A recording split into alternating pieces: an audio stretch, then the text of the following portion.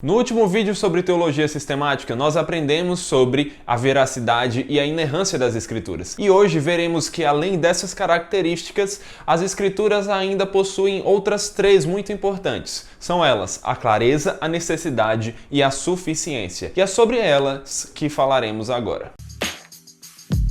E se você gosta de teologia sistemática, gosta de aprender mais sobre a Bíblia e gosta do Evangelho em questão, então não se esqueça de se inscrever aqui no canal se ainda não é inscrito, também ativar o sininho para não perder a notificação de nenhum vídeo novo aqui do canal. Além disso, deixa seu feedback aí pra gente através do like, dos comentários. Nos ajuda também compartilhando esse vídeo com outras pessoas para que elas também possam aprender com a gente, para que esse conteúdo possa alcançar mais pessoas. E se você quer nos seguir mais de perto, nos siga nas redes sociais, cujos links estão aqui na descrição. Então vamos ao vídeo. A primeira delas é a clareza. Com isso, queremos dizer que a Bíblia está escrita de um modo tal que seus ensinamentos podem ser compreendidos por todos que a lerem buscando um auxílio de Deus e também dispondo-se a acatá-la. Essa é a definição de clareza das Escrituras, segundo apresentada pelo Wayne Grudem em sua teologia sistemática. Contudo, isso não significa que não encontramos nenhuma passagem difícil de ser interpretada na Bíblia. O próprio Pedro reconhece isso ao falar de algumas das coisas que Paulo escreveu. E assim está escrito em 2 Pedro 3, do 15 ao 16. Tende por salvação a longanimidade do nosso Senhor Jesus,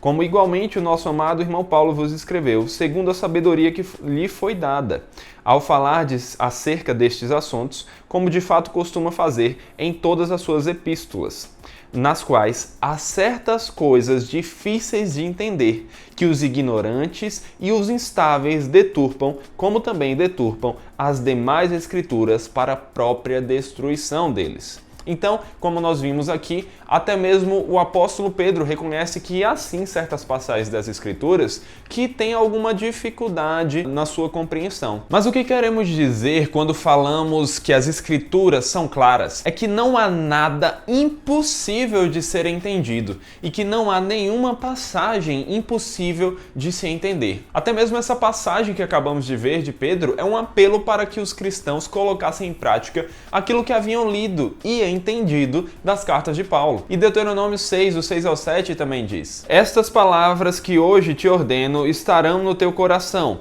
Tu as inculcarás a teus filhos, e delas falarás, assentados em tua casa, e andando pelo caminho, e ao deitar-te e ao levantar-te. Isso significa, portanto, que as palavras das Escrituras podem ser entendidas até mesmo ao ponto de conseguirmos ensinar aos nossos filhos, a crianças. E até mesmo o Salmo 19:7 contribui para nosso entendimento a respeito desse assunto, ao dizer: A lei do Senhor é perfeita e restaura a alma. O testemunho do Senhor é fiel e dá sabedoria aos simples.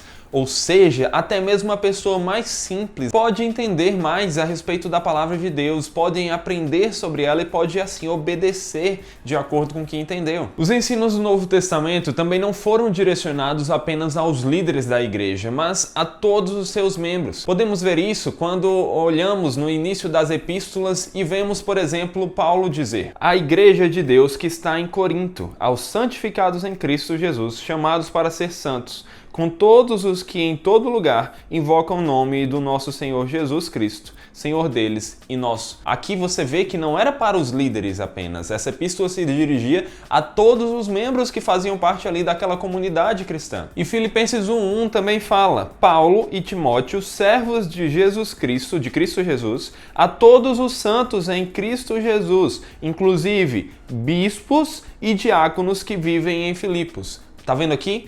Todos os santos, inclusive os líderes, mas não somente eles. E o próprio Jesus também nos mostra que, mesmo separado por milhares de anos de alguns textos da Bíblia, ainda podemos e devemos entendê-la. Por isso que ele constantemente respondia a algum questionamento dizendo: Não lestes? Ou seja, vocês leram as Escrituras e não conseguiram entender? Ele nunca diz algo do tipo: eu perdoo a ignorância de vocês, vocês devem ter tentado ler as Escrituras, mas elas são muito difíceis de entender, por isso que eu perdoo. Não, ele nunca fala isso, pelo contrário. Ele pressupõe que somos capazes de entender a Bíblia, que ela é clara. Logo, a partir de tudo isso, podemos entender que ninguém deve colocar como empecilho para ler a Bíblia dizendo: a Bíblia é muito difícil, não consigo entender nada. Ninguém deve deve usar essa desculpa, nem mesmo se considerar realmente incapaz de entender a Bíblia, pois pela capacitação do Espírito Santo, todos nós podemos entender e devemos entendê-la, até mesmo o mais simples de todos nós. Como está escrito em 1 Coríntios 2,14, ora, o homem natural não aceita as coisas do Espírito de Deus, porque eles são loucura, e não pode entendê-las porque elas se discernem espiritualmente. Então sim, o homem sem a capacitação do Espírito não pode entender a Bíblia de verdade, entendendo o seu significado salvífico. Mas, pela capacitação do Espírito, qualquer um consegue entender a palavra, pois é o Espírito que dá essa capacidade para entendê-la. Mas realmente, a partir disso, surge uma questão importante para considerarmos. Por que então algumas pessoas não conseguem entender a Bíblia ou entendem de maneira errada? Porque até mesmo os próprios apóstolos às vezes tiveram dificuldade de entender algumas coisas que Jesus falava. Porque tantos servos de Deus ainda assim não conseguem chegar a interpretações corretas da Bíblia? Por alguns motivos, e o primeiro é porque ainda somos pecadores. A nossa natureza corrompida e desejos pecaminosos influenciam toda a nossa interpretação. Segundo, porque muitas vezes não temos a fé e a nossa incredulidade nos distorce o texto. Um exemplo é quando olhamos para o relato da criação e começamos a tentar dar uma nova compreensão a ele, porque não acreditamos que as coisas foram feitas da maneira que está escrito ali, com a voz de Deus, com Deus dizendo, haja, e aquilo vindo à existência. E terceiro, porque muitas vezes tentamos ir além do que as Escrituras nos revelaram. E é por tudo isso que, para nos ajudar a evitar cair em erros de interpretação, muitos professores da Bíblia têm sido levantados pelo Senhor para nos ensinar qual caminho devemos seguir para uma interpretação correta. De forma que esses homens desenvolveram alguns princípios de interpretação ou de hermenêutica, que é justamente a chamada ciência da interpretação, que nos ajudam a evitar a não cairmos em erros, não cairmos numa interpretação errada, numa interpretação herética das Escrituras. E dessa forma é importante sabermos também recorrer a esses mestres, sabendo que o Senhor os capacitou a nos ensinar a respeito da sua palavra. Em 1 Coríntios 12:28 está escrito: a uns estabeleceu Deus na igreja, primeiramente apóstolos, em segundo lugar profetas, em terceiro lugar mestres. E assim nós podemos concluir que sim, Deus preparou alguns homens para estarem ali numa posição de liderança, onde estão mais capacitados por toda a sua dedicação ao estudo, pela própria capacitação do Espírito do Senhor, para que olhemos para eles e assim aprendamos com eles como interpretar a Bíblia de uma maneira segura, sem cairmos em heresias. E assim nós podemos concluir que a Bíblia é sim clara e que podemos entendê-la e devemos nos esforçarmos para entendê-la, sabendo que sempre que estivermos em dúvida, devemos recorrer a Deus em oração. Na verdade, a todo momento do estudo bíblico, antes, durante e depois, devemos recorrer a Ele em oração. E devemos também saber que quando essas dúvidas surgirem, são por culpa nossa, porque ainda somos pecadores, porque a nossa incredulidade muitas vezes nos cega, e devemos reconhecer isso, nos arrependermos, buscarmos ao Senhor e também buscarmos aos servos que Ele capacitou para serem nossa ajuda, para serem nossos auxiliadores na compreensão da sua palavra, pois nós não podemos viver sozinhos. Fomos criados para viver numa comunidade como corpo de Cristo, um recorrendo ao outro naquilo que o outro é melhor para ajudar para a glória de Deus, na compreensão da palavra para a glória de Deus. Mas as Escrituras não são apenas claras, elas também são necessárias. E a partir daqui temos pelo menos duas questões importantes relacionadas a esse tema. Uma, as Escrituras são necessárias? Duas, para que elas são necessárias? Respondendo a essas perguntas, o Wayne Grudem também nos dá uma ótima resposta dizendo o seguinte: dizer que as Escrituras são necessárias significa dizer que a Bíblia é necessária para conhecer o Evangelho, para conservar a vida espiritual e para conhecer a vontade de Deus, mas não que ela seja necessária para saber que Deus existe, ou para saber algo sobre o caráter de Deus, ou mesmo sobre as leis morais que Deus coloca no nosso coração. E agora vamos ver passo a passo o que quer dizer a Bíblia ser necessária para essas coisas. A Bíblia é necessária para conhecermos o Evangelho. Em Romanos 10, do 13 ao 17, está escrito: porque todo aquele que invocar o nome do Senhor será salvo. Como, porém, invocarão aquele em quem não creram? E como crerão naquele de quem nada ouviram? Como ouvirão se não há quem pregue? E como pregarão se não forem enviados? Assim, a fé vem pela pregação e a pregação pela palavra de Cristo. Assim, meus irmãos, olhando para tudo isso, percebemos como é necessário a pregação da palavra, o conhecimento da palavra de Deus, para que assim cresçamos em fé. Ou seja, o evangelho é necessário para que tenhamos um objeto de fé e por essa fé nessas boas novas de Cristo, sermos salvos. Precisamos ter conhecimento revelado na palavra para conhecermos quem é Jesus e crermos nele. E só assim nós poderemos ser salvos, pois como as Escrituras afirmam repetidamente, somente aquele que crê em Cristo será salvo. João 3,18 diz: quem nele crê não é julgado, mas aquele que não crê já está julgado. Atos 4,12 diz: e não há salvação em nenhum outro, porque abaixo do céu não existe nenhum outro nome dado entre os homens pelo qual importa que sejamos salvos. E diante disso, alguém pode questionar: como foram salvos os crentes do Antigo Testamento? Em que eles creram? Afinal, eles não conheciam Jesus. Mas a resposta é a seguinte: por mais que eles não conhecessem especificamente a Jesus, eles foram salvos por meio da fé na promessa do Messias que viria. Ou seja, mesmo não sabendo como aquele Messias seria, ou como ele seria chamado, o que ele seria chamado de Jesus, eles creram nele e a promessa do Messias que viria para salvar o povo de sua condenação foi revelada muito antes, desde o início da criação, logo após a queda, no que é chamado de proto-evangelho. Em Gênesis 3,15 está escrito: porém inimizade entre ti e a mulher, entre a tua descendência e o seu descendente. Este te ferirá a cabeça e tu lhe ferirás o calcanhar. E a Bíblia também é necessária para sustentar a fé espiritual. Em Mateus 4,4, Jesus cita Deuteronômio 8,3 para mostrar que a palavra é o nosso alimento espiritual. Esse texto diz: Jesus, porém, respondeu: está escrito, não só de pão viverá o homem, mas de toda a palavra que procede da boca de Deus. E Pedro ainda afirma que devemos desejar a palavra para por ela crescermos para a salvação. Isso está escrito em 1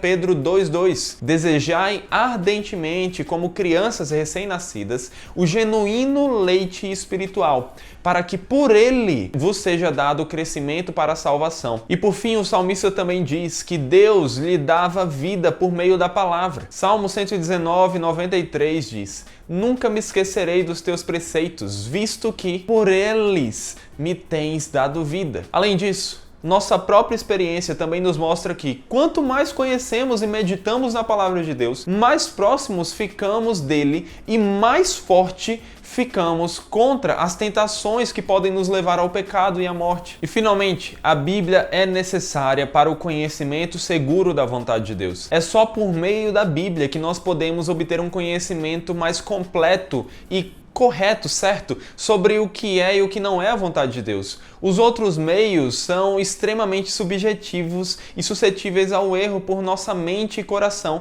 que são corrompidos pelo pecado. Como a Bíblia afirma em Jeremias 17:9, enganoso é o coração mais do que todas as coisas e desesperadamente corrupto, quem o conhecerá? E Paulo também diz a Tito, em Tito, versículo 15 do capítulo 1, todavia para os impuros e descrentes nada é puro, porque tanto a mente como a consciência deles estão corrompidas. Mas a palavra de Deus, por outro lado, nos dá um conhecimento profundo sobre que Deus quer de nós, o que e o que Ele não quer. Deuteronômio 29:29 diz: as coisas encobertas pertencem ao Senhor, nosso Deus, porém as reveladas nos pertencem, a nós e a nossos filhos para sempre, para que cumpramos todas as palavras desta lei. E Paulo ainda disse em 2 Timóteo 3, versículos 16 e 17. Toda a Escritura é inspirada por Deus e útil para o ensino e para a repreensão, para a correção, para a educação na justiça, a fim de que o homem de Deus seja perfeito e perfeitamente habilitado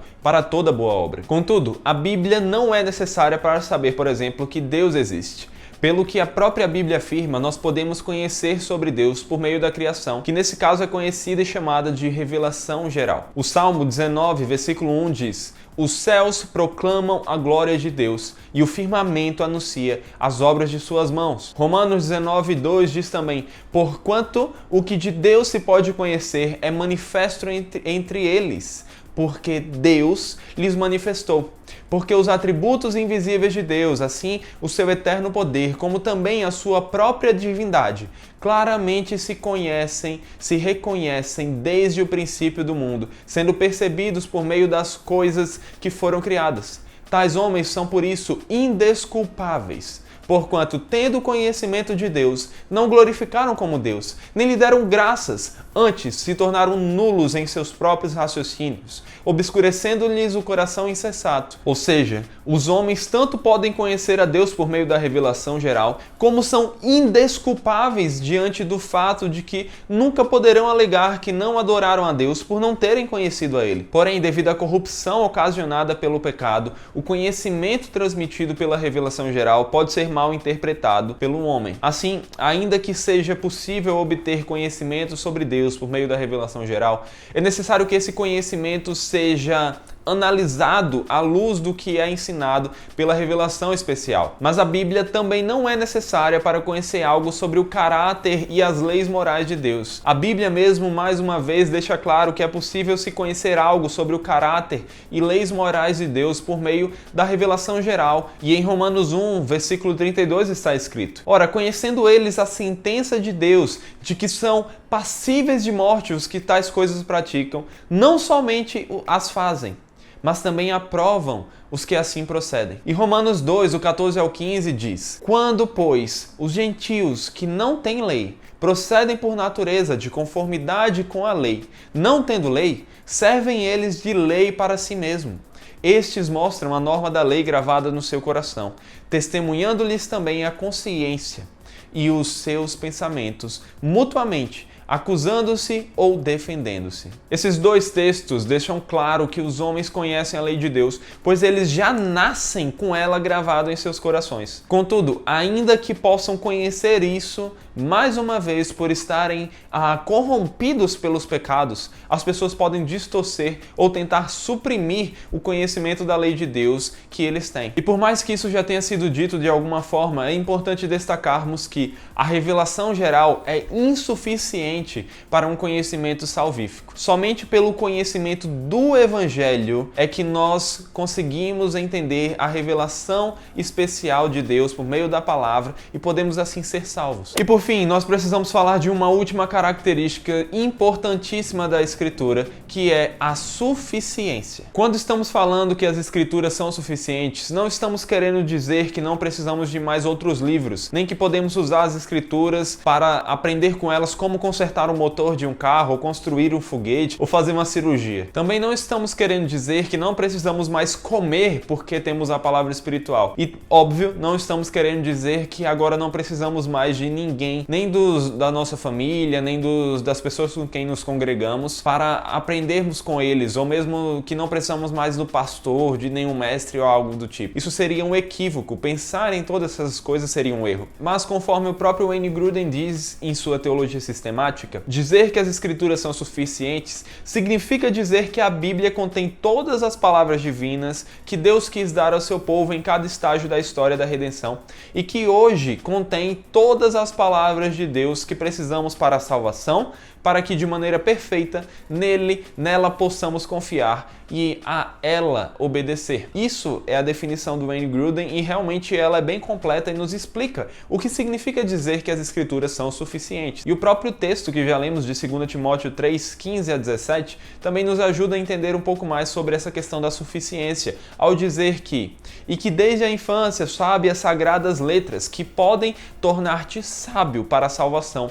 pela fé em Cristo Jesus. Toda a Escritura é inspirada por Deus e útil para o ensino, para a repreensão, para a correção, para a educação na justiça, a fim de que o homem de Deus seja perfeito e perfeitamente habilitado para toda boa obra. Ou seja, a Escritura sozinha, sem mais nenhuma outra revelação, pode nos dar um conhecimento completo a respeito do que precisamos saber para a salvação e para agradar a Deus. E dessa forma, a palavra de Deus, apesar de não nos revelar tudo o que existe sobre Deus, porque isso seria algo impossível, nos revela tudo o que precisamos saber para a salvação e para vivermos num relacionamento de obediência e de alegria nessa obediência a Ele. E diante de tudo que nós aprendemos a respeito da suficiência das Escrituras, o Wayne Grudem separa 7 aplicações para a nossa vida. Assim, a suficiência das Escrituras, em primeiro lugar, deve nos incentivar a tentar descobrir aquilo que Deus quer que pensemos e façamos.